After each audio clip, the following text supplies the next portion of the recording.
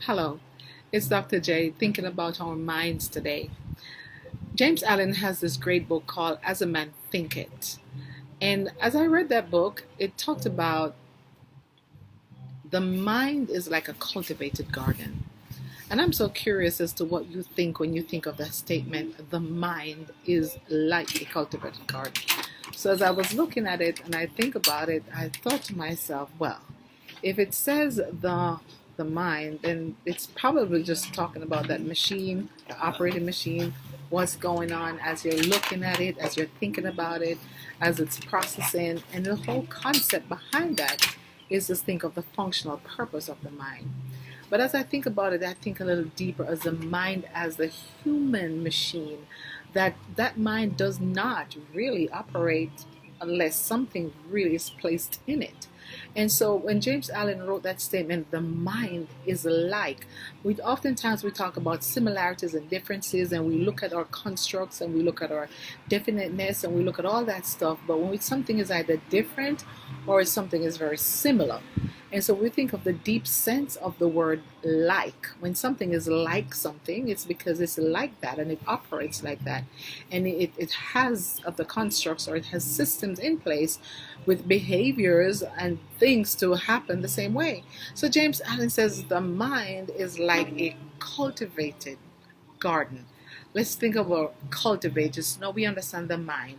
We see the similarities in a grammatical sense of similarities. And then we look at cultivate. When we cultivate, what do we do? A person doesn't just go out and cultivate, it's because they have expectations. When we cultivate, the intent is to take in and put in and to bring apart and to put apart and to really do something about it so that there's a developmental stage going on, right?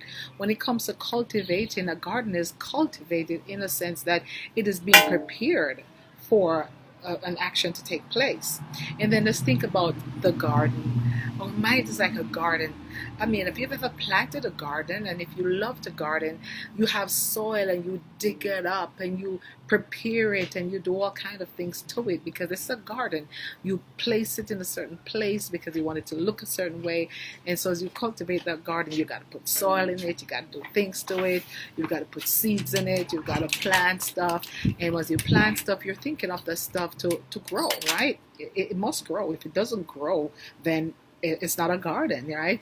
And then you think if you're planting potatoes, you're expecting potatoes. You're planting carrots, you're expecting carrots.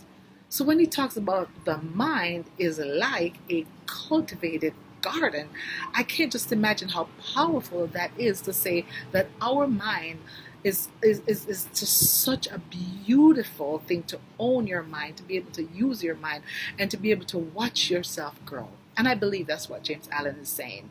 What's on your mind? Are you cultivating? It is like a garden.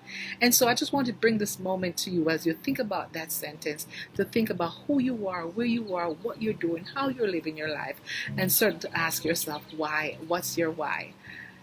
I say to you that you're to develop your mind today. Make it a cultivated garden with intentional purpose, definiteness, and be the person you've always wanted to be.